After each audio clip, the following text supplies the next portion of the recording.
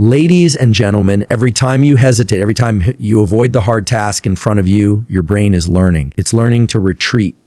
It's learning that resistance wins. But what if I told your brain could be trained to lean in instead of back off? That hard work could become something you crave, not something you dodge. This is not about pretending struggle is easy. It's about learning to see effort as fuel, not friction. There's a chemical inside you right now called dopamine. Most people think it's the feel-good reward you get after success. But here's the truth: dopamine can be triggered not just by outcomes, but by the pursuit. When you focus on progress, not prizes, your brain starts to love the process. That means the grind, the repetitions, the failures, they become deeply satisfying. You have circuits in your brain specifically wired to track difficulty, focus, and reward. But like muscles, those circuits only grow when you challenge them. Do you want more energy? Train your focus. Do you want unstoppable drive? Teach your nervous system that discomfort is safe. Do you want grit? Then stop avoiding resistance and start befriending it. How? Step by step, task by task. Start with a cold shower. Sit in stillness when your brain wants distraction. Turn off the easy path and lean into the task that feels just a bit too big, because right there, in that tension, is where mental toughness is born. Tell yourself, I do hard things. Say it again. I do hard things. Not because they're fun, but because you're becoming a person who doesn't stop when it gets hard. And don't forgetting recovery isn't weakness. It's fuel. Rest is what allows the brain to consolidate effort into confidence. Strategic recovery creates long-term sustainability without burnout. You're not born loving hard work. You build it. You wire it. You wire train for it. So starting today, stop negotiating with the grind. Don't ask if you feel like it. Train until your mind fires up when it sees resistance, because now it knows this is where growth lives. Train your brain to love hard work, and your life will never be the same. The brain is not fixed in its wiring. It is dynamic, adaptable, and shaped by what you repeatedly do. Neural circuits responsible for motivation, effort, and perseverance can be reshaped through conscious practice and intentional behaviors. This ability, known as neuroplasticity, allows your brain to form new pathways that favor persistence over procrastination.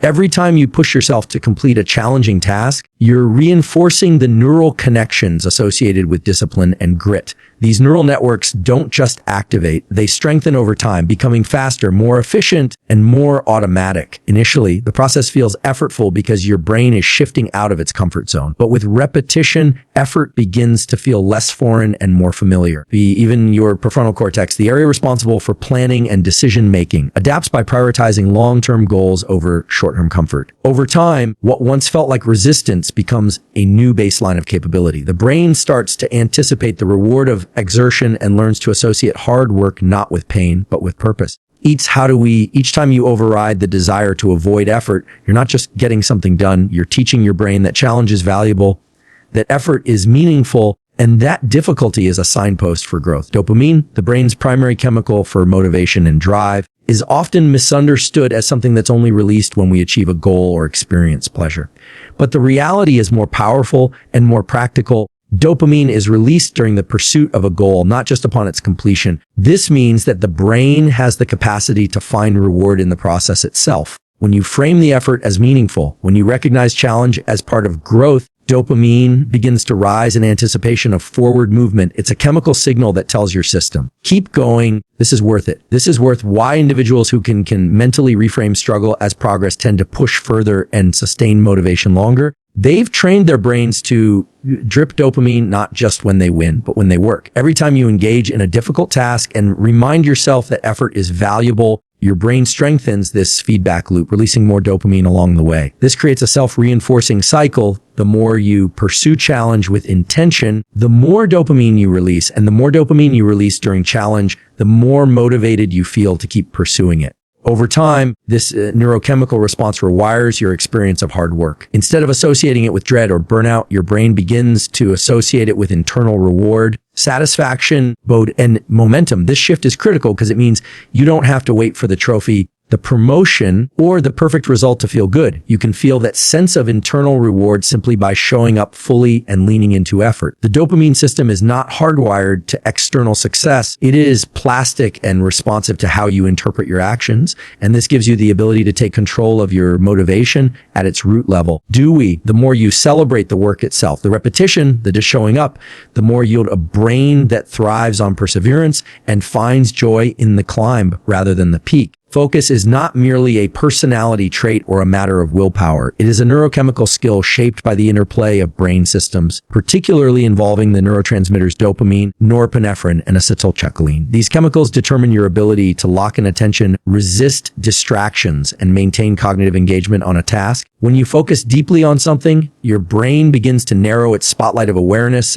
filtering out irrelevant information and sharpening the signal of what truly matters. This ability to sustain focus improves with deliberate training and structured effort. Each time you resist the urge to multitask or check your phone and instead redirect your attention back to the task at hand, you strengthen the prefrontal cortex, which is responsible for goal-directed behavior and impulse control. Over time, those neural circuits become more efficient, and the distractions that once derailed your concentration begin to lose their grip. Neuroplasticity ensures that the brain adapts based on what it practices, and the more you practice sustained attention, the more naturally it comes. But focus is also state dependent, meaning your ability to concentrate is closely tied to your internal environment. Your sleep quality, stress levels, diet, and emotional state all influence the release and regulation of focus-driving neurochemicals. Techniques like focused breathing, visual anchoring, and time-restricted work blocks, such as the Pomodoro technique, help align these systems and reinforce a stable mental state conducive to concentration. Even the way you talk to yourself while working, whether you view a task as meaningful or draining, can shift the neurochemical landscape in your brain, boosting or diminishing your ability to stay present. The brain rewards focus with subtle pulses of dopamine, especially when you make progress, and this reward loop reinforces further focus. When you begin to train your mind to associate full concentration with achievement and internal reward, your neurobiology adapts, making it easier to enter flow states where time dissolves and performance peaks. What begins as a skill practiced with effort eventually becomes a familiar mode of operating, supported by a finely tuned neurochemical environment that is primed for sustained, purposeful attention.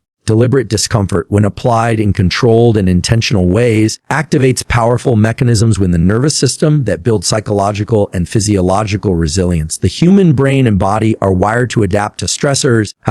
And when those stressors are introduced purposefully, whether through cold exposure, intense physical exertion, breath holding, or challenging cognitive tasks, they stimulate neural pathways responsible for stress tolerance, emotional regulation, and self-discipline. The sympathetic nervous system, often referred to as the fight or flight response, becomes activated during discomfort. But over time, with repeated exposure, the brain learns that these stressors are not threats. They are training grounds. This leads to a recalibration of what the brain perceives as difficult or overwhelming. What once triggered panic avoidance or fatigue begins to feel manageable, even familiar. On a neurochemical level, repeated exposure to discomfort increases baseline levels of norepinephrine, which enhances alertness, mood, and mental clarity. It also conditions the prefrontal cortex to stay online under pressure, allowing you to make decisions and remain emotionally stable even when your body is under stress. This neuroadaptation doesn't just make you tougher, it reshapes your identity. Each time you lean into discomfort rather than flee from it, you're teaching your brain that adversity is survivable, and more importantly, that you're the kind of person who faces it head on. Over time, these experiences build grit, increase confidence, and reduce the fear response associated with uncertainty or challenge. Practicing deliberate discomfort in small, consistent doses creates a reservoir of calm and control that you can draw upon in high-stakes moments. This doesn't mean seeking out harm or chaos, but rather embracing controlled hardship as a means of mental conditioning. By training under duress, your brain develops the ability to function effectively even in environments filled with unpredictability, discomfort, or high demand. It also improves your ability to delay gratification, regulate emotional impulses, and stay focused when everything your body tells you to quit. Resilience becomes less about pushing through pain blindly and more about mastering your internal state in the face of external resistance. Positive self-talk is far more than just motivational fluff. It is a powerful tool that shapes the neural architecture and influences how you perceive yourself, your challenges, and your potential. Every time you speak to yourself, whether out loud or internally, you are sending signals to your brain about who you are and what you're capable of. These signals don't just disappear. They get encoded in neural circuits that begin to form your self-identity. When you repeatedly affirm statements like, "I can handle this," hard things, or I am improving every day, you're not just boosting morale, you're literally sculpting the way your brain responds to future situations. The prefrontal cortex, responsible for self-awareness and decision-making, processes this internal dialogue and uses it to predict outcomes and initiate action. If your self-talk is empowering, your brain prepares for engagement, challenge, and persistence. If it's defeatist, your brain pulls back, anticipates failure, and reduces effort. Over time, these thought patterns become habitual neural pathways, like mental highways, that shape how quickly you bounce back from setbacks, how motivated you feel under pressure, and how confidently you act when uncertainty arises. Positive self-talk also influences the release of neurochemicals such as dopamine and serotonin, which regulate motivation and mood. Speaking to yourself in a supportive, assertive way reinforces a sense of control, which directly impacts your stress response and your willingness to persevere. This form of inner narration becomes a self-fulfilling prophecy. The more you affirm strength, the more your brain expects it. The more it expects it, the more it searches for evidence to confirm it. As a result, even in difficult circumstances, you begin to default to resourcefulness rather than reactivity.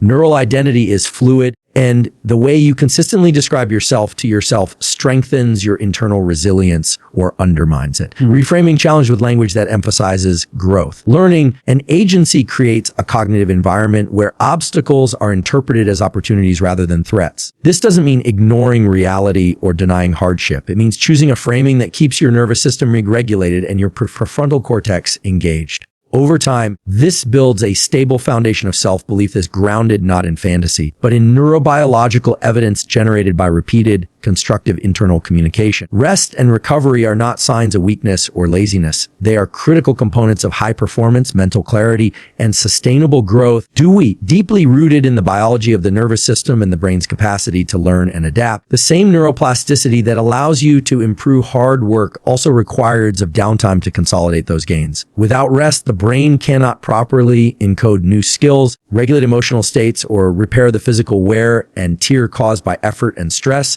Deep sleep, in particular, is essential for memory consolidation, hormonal regulation, and synaptic pruning, the process by which the brain strengthens useful neural connections and eliminates unnecessary ones. When you neglect recovery, you don't just risk fatigue, you impair your cognitive function, emotional balance, and overall performance.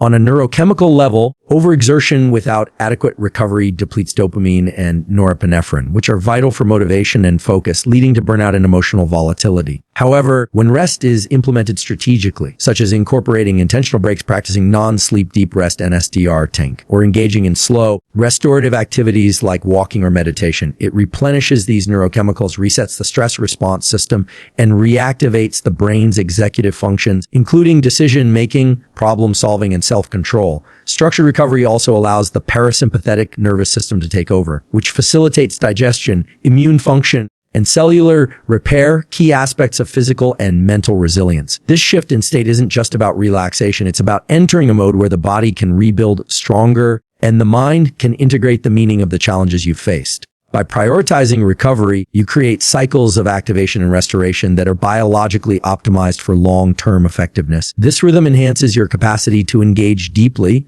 when it's time to work and to disengage fully when it's time to heal. Strategic rest allows you to train harder, think clearer, and respond more adaptively in high-pressure situations. It also conditions the brain to recognize that sustainability is not built on constant output, but on the intelligent management of energy, attention, and nervous system states. In a world that often glorifies nonstop productivity, understanding and embracing the science of recovery becomes a competitive advantage, both internally and externally, because it aligns your biology with your ambition and equips you to operate at your best over time without sacrificing health or focus.